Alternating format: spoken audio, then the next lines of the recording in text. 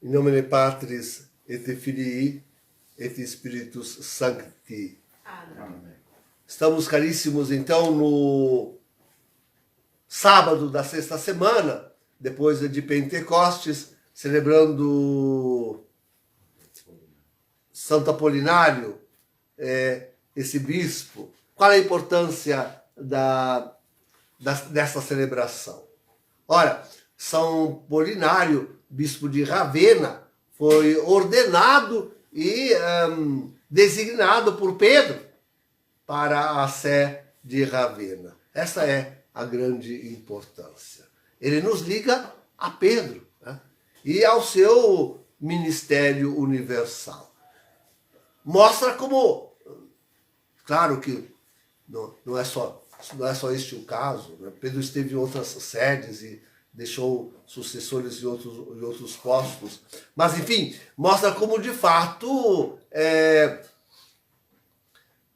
a igreja é universal e contudo é una e está ligada a Pedro. É importantíssimo para nós. É importantíssimo para nós. Precisamos sentir-nos ligados a Pedro. Tão mais importante quanto no nosso tempo, o tempo de ser vacante, não temos o Pedro visível. Não temos o Pedro visível. O fato é que Bento XVI renunciou e está aí a toda a prova. Não governa mais a igreja. Pronto, acabou. E o fato é que Francisco é um antipapa. Aliás, estava lendo ontem algum discurso dele confessando-se socialista, né? Dizendo-se socialista, que é louco, é um louco. E são loucos aqueles que o seguem, né? Loucos raivosos, aqueles que o seguem. Que coisa impressionante esse homem dizer-se socialista. Né? Então, um excomungado. Mas, enfim, estamos sem Pedro. A realidade é essa, estamos sem Pedro. Não há Papa, não existe, e não haverá mais. Insisto em dizer isto. Tem alguém aí, parece que até um padre dos nossos, querendo dizer que será ele aclamado ainda como pedra da igreja, sucessor de Pedro, coisa parecida. Não haverá mais Pedro. Não haverá mais. Até ao retorno de Jesus ficaremos nessa situação, sem Pedro. Estamos sem Pedro e restaremos assim até ao retorno de Jesus. Terminou o ministério paulino com Bento XVI, com a renúncia de Bento XVI. Acabou o ministério petrino. Acabou. E é preciso nós. Então, tem que aceitar essa realidade. Estamos no fim do mundo. Acabou. Temos que aceitar viver com essa realidade. Tenho dito que uma situação tal não pode se prolongar por muito tempo. E olha que já se prolonga, hein? Eu não imaginava que poderia prolongar-se por tanto tempo. São 9 ou 10 anos. 9 anos, né? 9 anos. Agora no ano que vem, completa 9 anos. Sob este antipapa. Francisco, sob este antipapa. Então, não pode se prolongar por muito tempo, como querem os sedevacantistas. Já disse, e é preciso repetir sempre, nós nos distinguimos netamente dos sedevacantistas. Para ele, a sede está vacante desde Pio XII. Não recebem nem João XXIII. Não recebem o Vaticano II. Não recebem bispos e padres ordenados nos novos ritos. Não recebem. Então, e quantos deles são incoerentes? Porque se não recebem, então também eles não são padres, não são bispos. E acabou.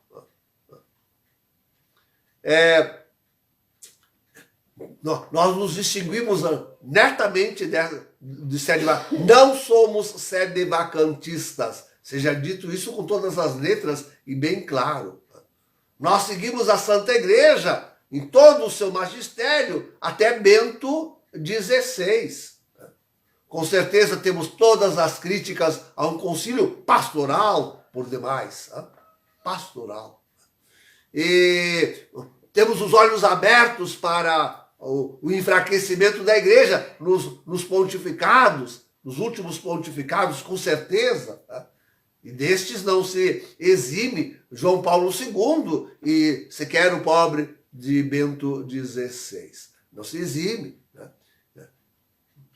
Sabemos que a igreja não chegaria à situação em que se encontra da noite para o dia.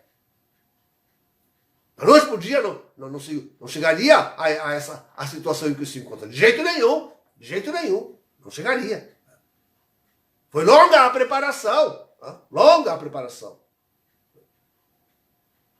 Já devemos marcar desde a grande viragem do século XIX. Toda a crise que aconteceu ao redor da Bíblia, com a exegese moderna, toda a crise que houve em torno da liturgia, com a renovação da liturgia, toda a crise que houve em torno da teologia, com a novela teologia, e assim vai, né? Desde a viragem do século XIX. Claro que isso tudo, como dizemos, tomou um acento particular e de certa oficialidade no Vaticano II. A nossa grande crítica ao Vaticano II é isso. Mas tudo isso difere essencialmente, como temos dito, daquilo que acontece conosco hoje. Aquilo foi uma preparação, mas ainda era a Igreja Católica Apostólica Romana. Lutavam os papas contra tudo isso, embora eles mesmos engolfados, como nós estamos engolfados no nosso tempo, na nossa época, com todos os nossos defeitos. Então, mas se diferencia netamente a Santa Igreja Católica dessa falsa igreja, se vocês lessem as últimas intervenções de Francisco, exigindo de novo agora, porque por causa do evento que de novo acontece em França, sobre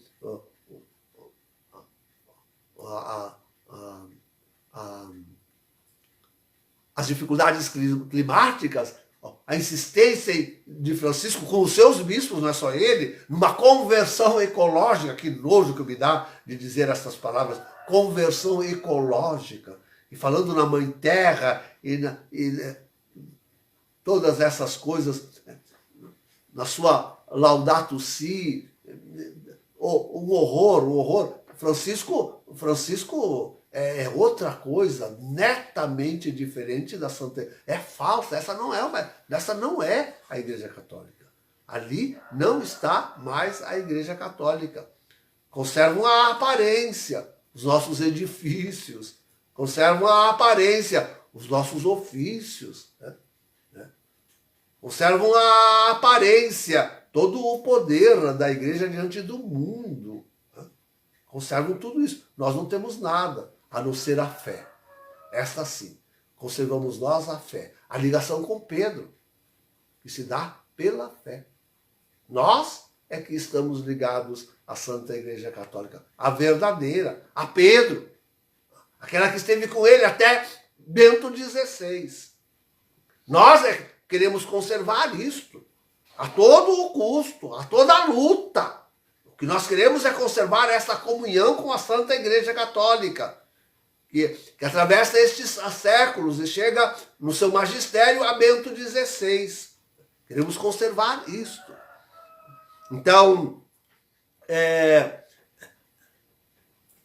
unidos a Pedro. Nós é que estamos unidos a Pedro.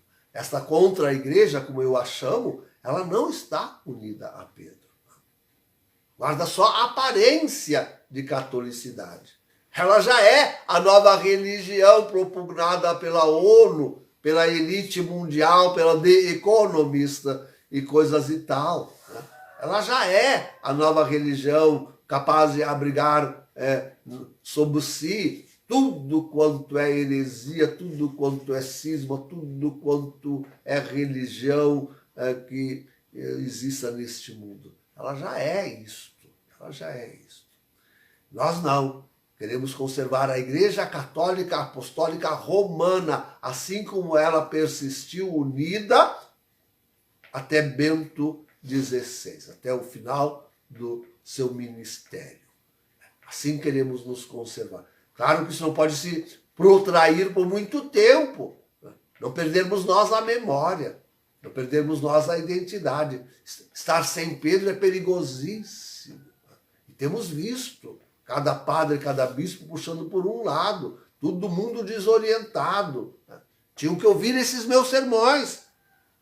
Tinham que ouvir esses meus sermões, todos eles, todos eles. Não ouvem, ninguém ouve. Eu falo por uma minoria que devia me apoiar mais, divulgando o pensamento da Santa Igreja, que é este. Então, ao trabalho, queridos. Unamo-nos sempre e cada vez mais a Pedro. Em nome do Pai, do Filho e do Espírito Santo. Amém.